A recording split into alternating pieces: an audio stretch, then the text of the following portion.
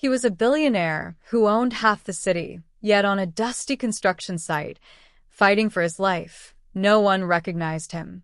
People walked past him like he was invisible, until one poor female construction worker stopped, held his trembling hand, and changed his fate forever, without knowing who he really was.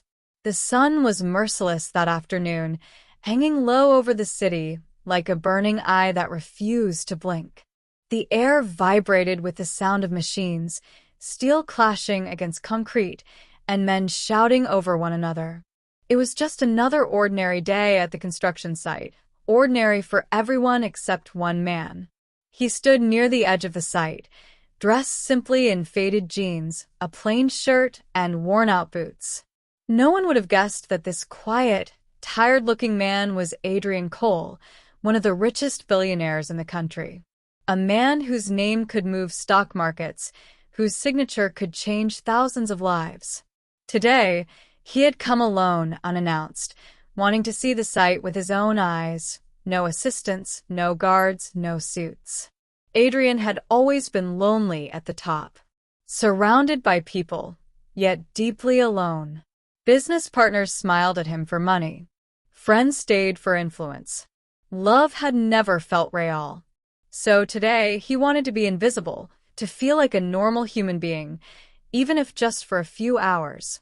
But fate had other plans. As he walked across the uneven ground, the world around him suddenly tilted. His vision blurred. A sharp pain exploded in his chest, stealing his breath like an invisible hand squeezing his heart. Adrian staggered, grabbing a metal pole for support. His knees buckled. "No, not now," he whispered, his voice barely audible. His body collapsed onto the dusty ground. People noticed him. They glanced. Some slowed their steps. Others frowned in annoyance. "Probably drunk," one worker muttered. "Or another beggar pretending," said another, walking past. A supervisor looked briefly, then turned away. "I don't have time for this. We're already behind schedule."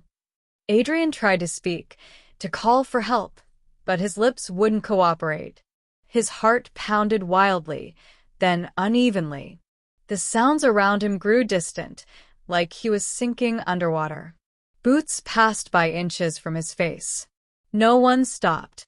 In that moment, lying helpless in the dirt, Adrian realized something terrifying. All his money meant nothing here. Then, a shadow fell over him. A woman's voice broke through the noise. "Hey, are you okay?" He felt a gentle hand on his shoulder.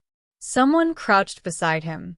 She was wearing a worn safety helmet, her hair tied back messily, strands stuck to her sweaty forehead. Her clothes were dusty, her gloves torn at the fingertips. Her face showed exhaustion, but also concern. Real concern. "I can't breathe," Adrian managed to whisper. Her eyes widened. "Oh, God." She looked around urgently. "Someone call an ambulance." No one moved. "Please," she shouted. "He needs help." Still nothing. A few people stared, uncomfortable, then turned away. Her jaw tightened.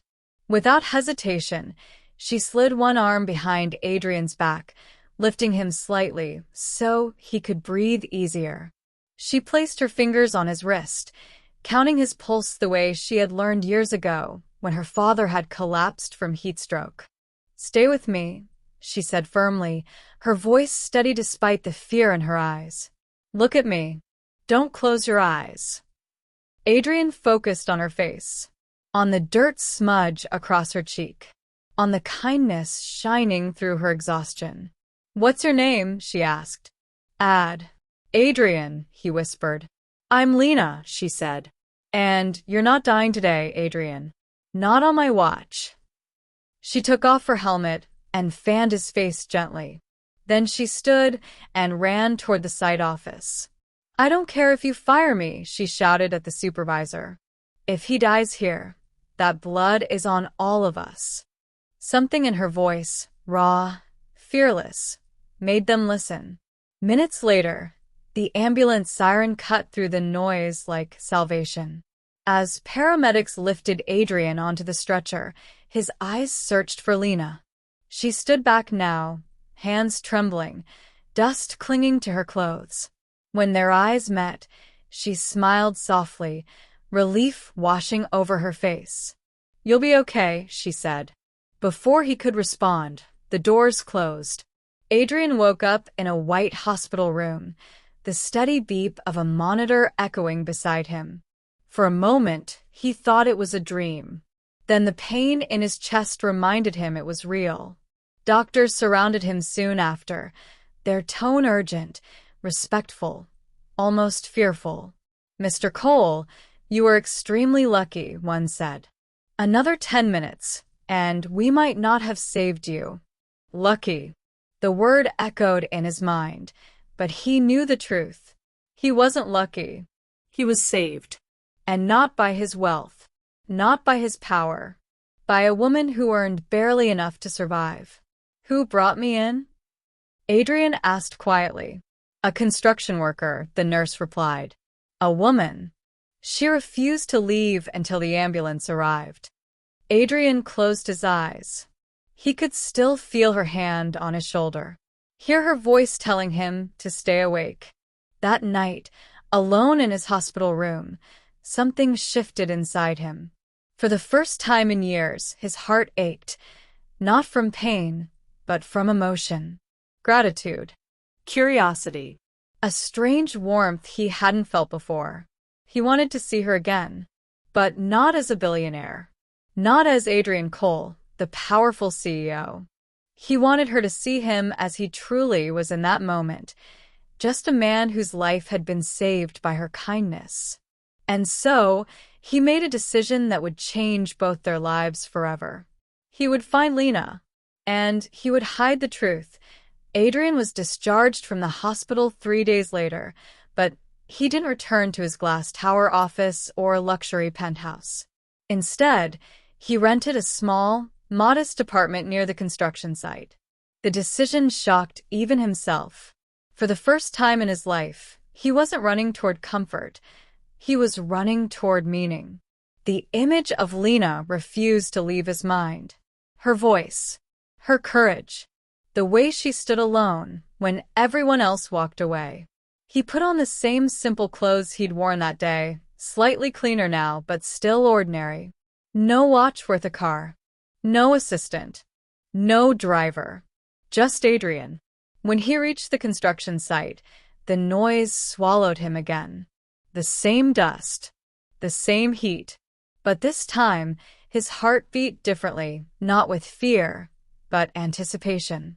He spotted her near a pile of bricks, lifting heavy loads with practiced strength. Sweat ran down her temples, yet her movements were careful, respectful of the work. She laughed briefly at something another worker said, a soft laugh that surprised him. For a moment, Adrian just stood there, watching.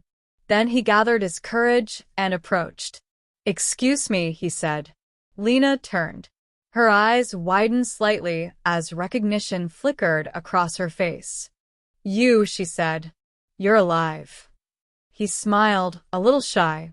"Because of you." She waved it off quickly. Anyone would have done the same. He knew that wasn't true. "I came to thank you," he said. "Properly. I didn't even get to say goodbye." She studied him, suspicious but polite.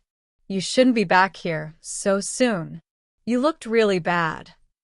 "I feel stronger now," he replied honestly. "I'm Adrian." She hesitated, then nodded. "Lena. But I already told you that." "Yes," he said softly. "I just wanted to hear it again." Something about his tone made her uncomfortable, and she stepped back. "Look, I have work." "Of course," he said quickly. "I don't want to bother you. I was actually wondering if maybe you could help me find work here." She blinked. "Work? Here?" "I need a job," he said. "Any job." She laughed, thinking he was joking, then stopped when she realized he wasn't.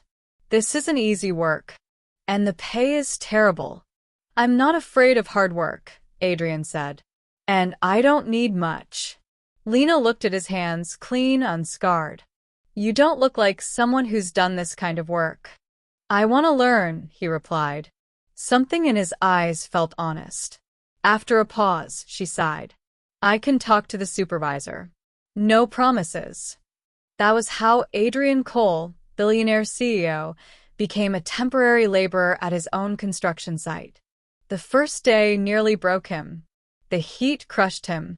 His muscles screamed in protest. His hands blistered by noon. But Lena noticed everything.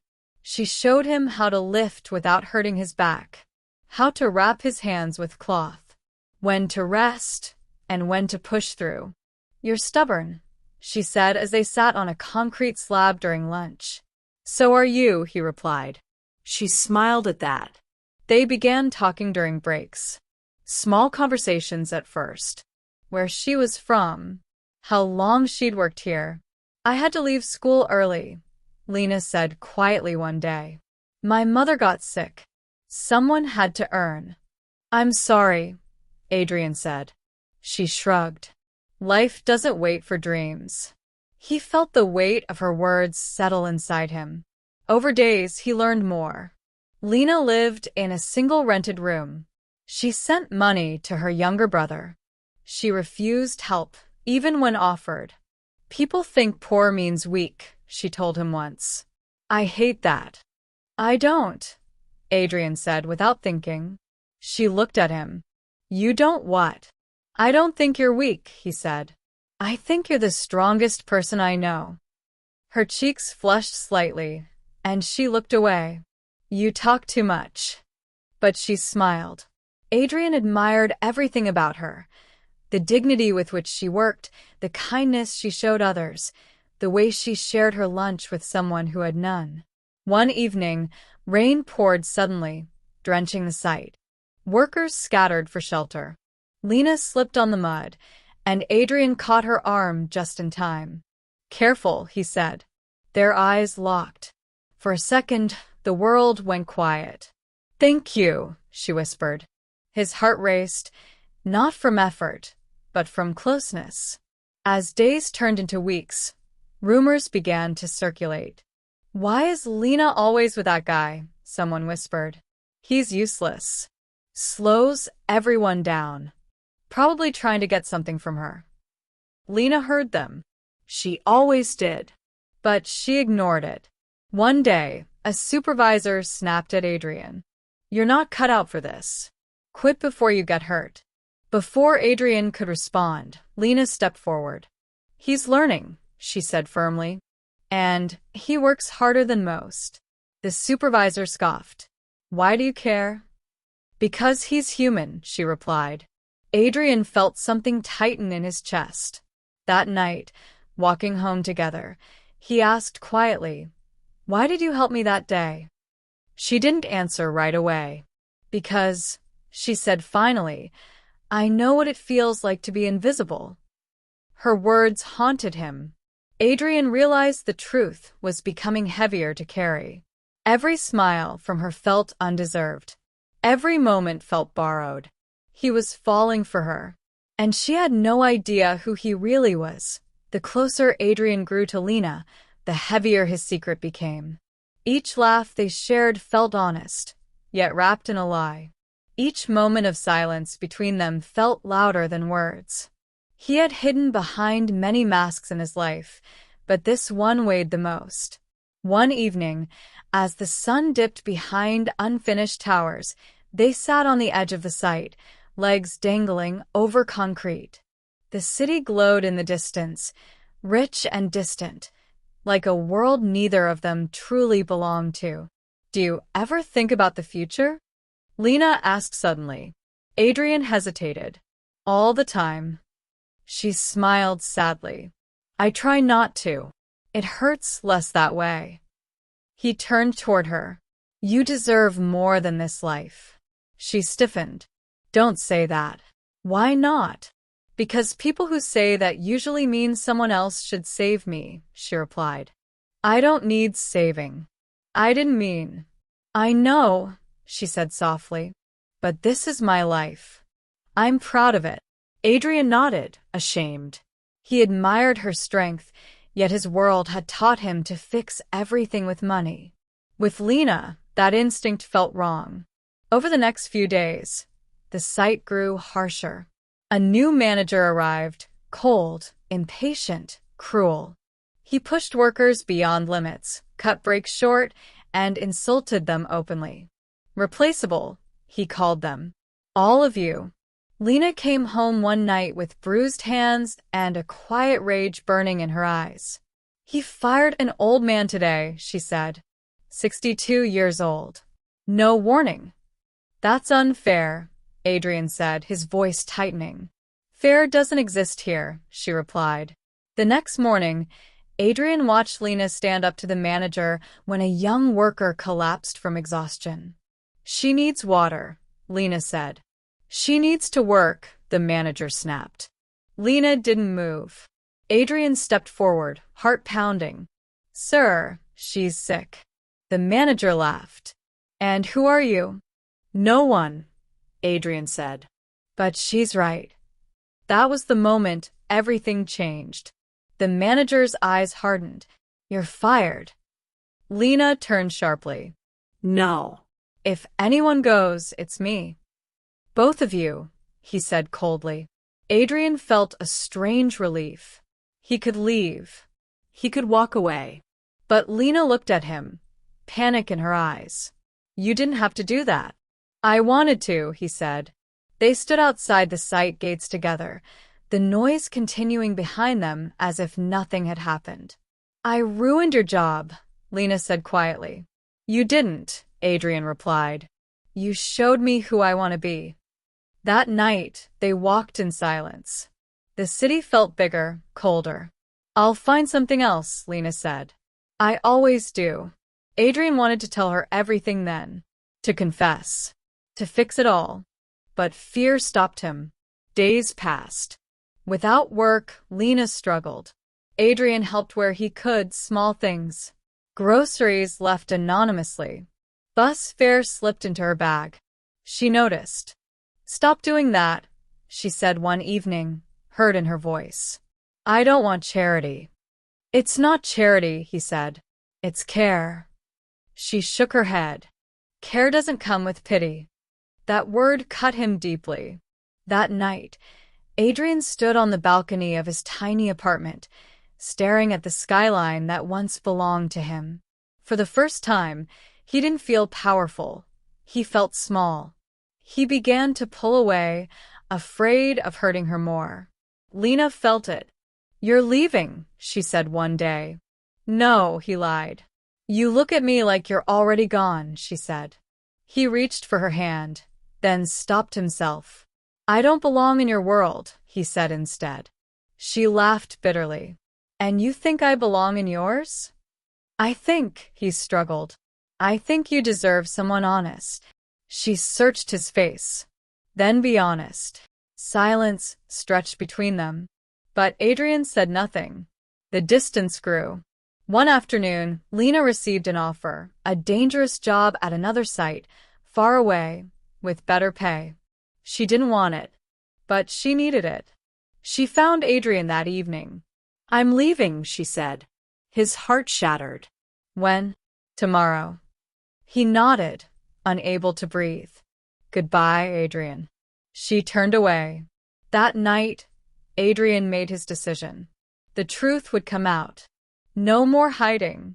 No more fear. Even if it cost him everything, the city was still asleep when Adrian arrived at the construction site the next morning. Gray clouds hung low, as if the sky itself sensed what was about to happen. Lena was already there, her small bag slung over her shoulder, waiting for the bus that would take her away. Lena, Adrian called out, his voice tight. She turned, surprised. You came. I couldn't let you leave like this. She crossed her arms, guarding her heart. You already did. He took a breath, feeling the weight of everything he had hidden. There's something I need to tell you. Something I should have told you from the beginning. She looked tired. If this is about money again, don't. It's not, he said. It's about me. Before she could respond, a black luxury car rolled to a stop beside them. Then another. And another. Men in suits stepped out. Security. Executives. The site manager followed, pale and nervous. Lena stared, confused. The manager rushed toward Adrian. Mr. Cole, we didn't know you were here. The world stopped. Lena's face drained of color. She looked from the manager to Adrian, disbelief crashing over her like a wave. Mr. Cole, she whispered. Adrian didn't move. He didn't correct him. He just looked at Lena. Yes, he said quietly. My name is Adrian Cole. Her eyes filled with tears, not of joy, but betrayal. You lied, she said, her voice shaking. I hid, he replied, because I wanted you to see me before the world did. She stepped back as if he had struck her. Do you know how humiliating that feels? She cried. Every moment we shared, was it an experiment? A game? No, he said urgently. It was the most real thing I've ever had. She laughed through tears. You own this place. You watched me suffer. You let me lose my job. I didn't know that manager would. You always know, she snapped. People like you always know. The workers gathered around, whispering. Phones came out. The truth spread like fire. Adrian's voice broke. I never meant to hurt you. But you did, she said. You made me feel small. Used. I love you, he said. The words fell into silence. She shook her head. You love the idea of me. Not my life. Not my struggle. She turned away, boarding the bus without another word. Adrian stood frozen as it pulled away. That day, he did something no one expected. He shut down the construction site. The manager was fired publicly.